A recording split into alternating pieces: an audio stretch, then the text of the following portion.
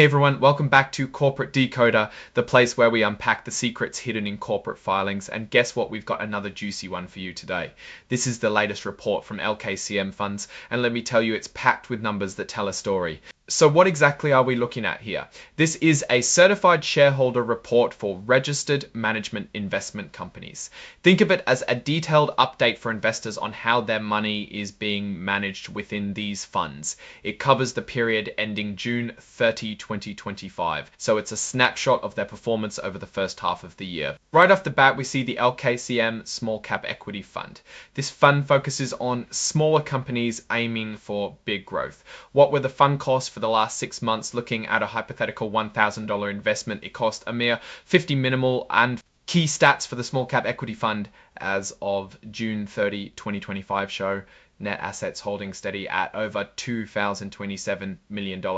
That's a lot of money managed by these folks. They have 79 holdings, meaning they're invested in 79 different companies. Portfolio turnover is at 20%, which means they're buying and selling about a fifth of their holdings in a year, showing a fairly stable approach. Now check out what this fund invests in. Their top sectors are financials at 20% and industrials at 19.7%. That's where most of their money is concentrated. They're also putting a good chunk into information technology and healthcare. Looking at their top 10 issuers, Magnite Inc. is their biggest holding at 3%, followed by Hawkins Inc. and ESAB Corp. These are the companies they have the most faith in right now. Next up is the LKCM Small Mid Cap Equity Fund. Similar to the Small Cap Fund, but looking at slightly larger companies, their costs are also very reasonable at $50 for a $1,000 investment. For this fund, net assets were around $40 million with 54 holdings. Portfolio turnover is a bit lower at 17%. Industrials lead the pack here at 28.1%, followed by financials and information technology. Q2 Holdings Inc. is their top issuer at 3.2%, followed by CI Investments and Palomar Holdings. Then we have the LKCM Equity Fund. This one seems to be a broader equity play. Their costs for a $10 investment were even lower at 40 or 0.8%. This is their biggest fund by far, with over $540 million in net assets. They hold 53 companies and have a very low portfolio turnover of just 2%. This suggests a long-term buy and hold strategy. Information technology is their biggest bet at 26.8%, followed closely by industrials. Microsoft Corp is their top holding at a significant 7.9%. Oracle and Nvidia also feature prominently. That's a lot of tech exposure. Moving on to the LKCM Balanced Fund. This fund aims for both income and growth by mixing stocks and bonds. Costs here were $41.10 investment. Net assets are over $114 million with 136 holdings. Their portfolio turnover is very low at 3%. This fund has a much more diverse sector allocation, with information technology leading at 21.7%, followed by industrials and financials. Interestingly, for the Balanced Fund, they hold a significant portion in corporate bonds at 29.2%, alongside 69.4% in common stocks, indicating their balanced approach. Meta Platforms Inc. is their top issuer. Now for the LKCM Fixed Income Fund, this one is all about generating income. Costs are the lowest here at $25,000 investment, or 0.5%. This fund has substantial net assets over $277 million with 93 holdings. Portfolio turnover is 19%. They also report effective duration of 3.60 years and a 30-day SEC yield of 4.01%, which is the income generated from their bond investments.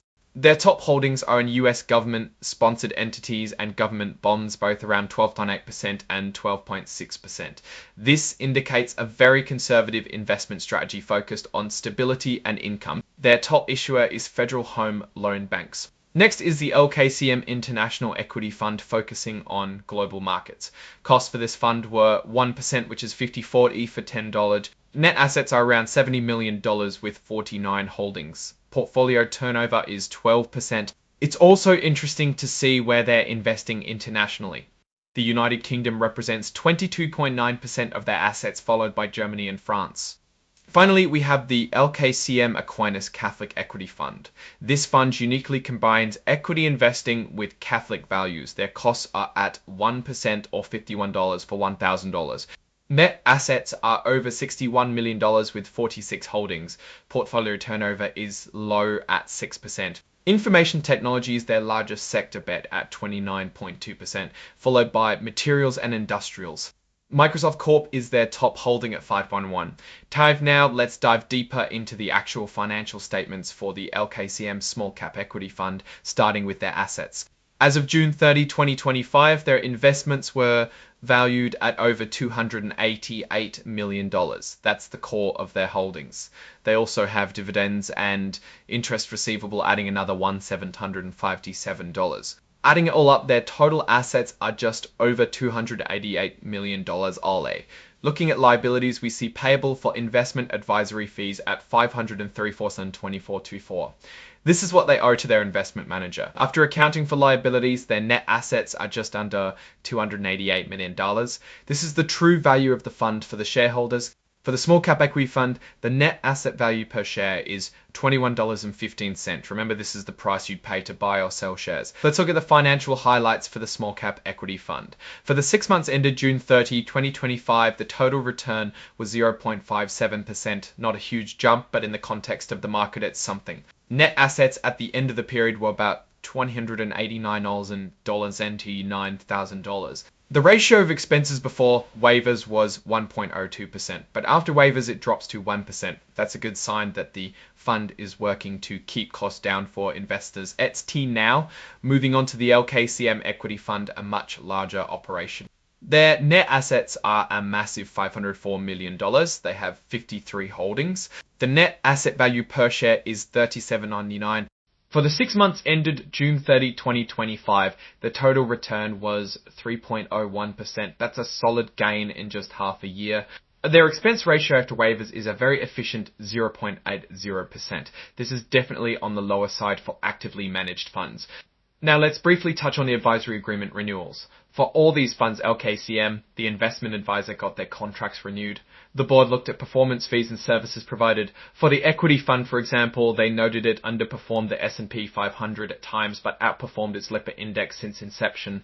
The fees and expenses are a big deal for investors. The board reviewed how LKCM compared to similar funds. They looked at contractual advisory fees, actual fees, after waivers, and the net expense ratio. For the equity fund, the net expense ratio was in the first quartile, meaning it's among the lowest compared to similar funds. The board also considered cost profitability and economies of scale. They concluded that LKCM manages these funds effectively and keeps fees competitive. They also considered the benefits LKCM gets from managing these funds, like enhanced recognition in the market. Overall, the board found the fees fair and reasonable and approved the renewals.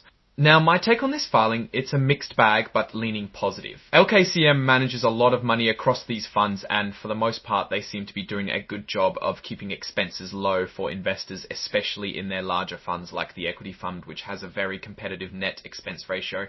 The performance of the individual funds varies a bit, with some outperforming benchmarks and others lagging. However, the small cap and small mid cap funds are showing positive returns, and their expense ratios are very reasonable, which is great for investors looking to get into those market segments. The fixed income fund and the balanced fund also show solid yields and returns, which is important in today's economic climate.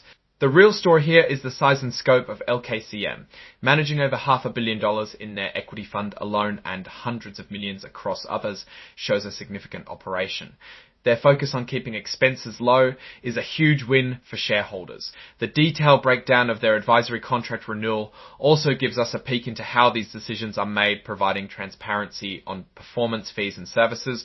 One thing to watch is the international equity fund's performance relative to its benchmark and the noted underperformance in some periods. While they explain this with factors like cash flows and investment strategy, it's something investors should keep an eye on, especially if they are seeking global diversification. Overall, LKCM funds appear to be well managed with a clear focus on shareholder interest through expense management and a structured approach to investment decisions. The fact that they actively waive fees to keep expenses down is a strong indicator of their commitment. What are your thoughts on these LKCM funds and their latest report? Let us know in the comments below. If you found this breakdown helpful, give this video a thumbs up and subscribe for more deep dives into corporate finance. And don't forget to join our Discord community linked in the description to continue the conversation. Thanks for watching, and we'll see you on the next episode of Corporate Decoder.